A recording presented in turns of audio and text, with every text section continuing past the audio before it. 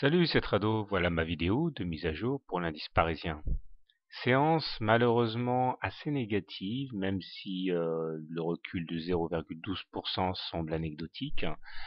Je dis donc assez décevante parce que nous avions bien commencé hier avec un T1, c'est-à-dire une clôture au-dessus de la Bollinger supérieure, mais dès aujourd'hui, nous assistons à une clôture à l'intérieur des Bollingers, ce qui était peut-être, comme je le disais hier, prévisible compte tenu du non-écartement de la Bollinger inférieure et de la Bollinger supérieure. Bon, je vous invite à regarder à nouveau la vidéo d'hier pour mieux comprendre. Toujours est-il que nous avons ici un doji aujourd'hui, une séance pour laquelle l'ouverture et la clôture se font sur des niveaux équivalents, qui conjugué à la bougie d'hier, eh bien, amène une formation en harami baissier cette fois. Là, pareil, allez voir le didacticiel sur les chandeliers japonais, et ça, c'est pas super bon. Alors, surtout que ce qui a provoqué les hésitations d'aujourd'hui, c'est la conjonction du haut du canal bleu ici et de la résistance à 3760 qui n'arrive toujours pas à être vaincue. Il semble que les intervenants aient besoin de carburant pour aller plus haut et ils n'en ont pas trouvé aujourd'hui.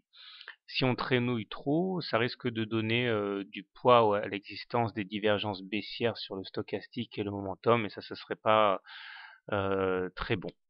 D'ailleurs, les indicateurs techniques qui restent pour l'instant bien orientés, avec un MACD qui fait route plein nord, le stochastique au-dessus de son signal dans sa zone de surachat, c'est-à-dire à plus que 80, et le momentum également positif. Au-delà, la M7 est croissante, la M20 est croissante, et étant donné qu'elles sont en dessous des courbes, ben, elles jouent comme autant de résistance, comme autant de support à la baisse. Donc, pas de grande inquiétude à avoir pour l'instant, loin s'en faut, même s'il est vrai que ces tergiversations, ces atermoiements aujourd'hui me font penser il y a lieu d'avoir un petit peu de prudence. Alors, comment trader le CAC demain? Si vous êtes haussier, je pense que le mieux à faire maintenant est d'attendre un retour sur soit la M7, soit l'oblique verte ici, voire même la M20, selon votre degré de témérité.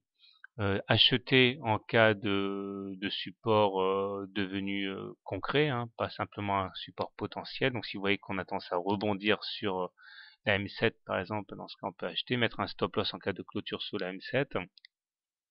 L'objectif étant d'aller chercher la Bollinger supérieure une fois de plus. Si vous êtes plutôt baissier, dans ce cas, bah, vous pouvez shorter les niveaux actuels en imaginant que la résistance des 3760 va être difficile à passer. Stop loss en cas de cassure des 3760. Objectif en intraday, retour sur la M7. Voilà. Personnellement, pour demain, je change à peine ma préférence. Je suis toujours haussier, mais sur retour, hein, sur la M7 au moins, ou sur l'oblique, hein, donc pas acheter tout de suite, enfin du moins c'est ce que je pense et ce que je ferai moi. Voilà, bonne soirée, bon trade et à demain.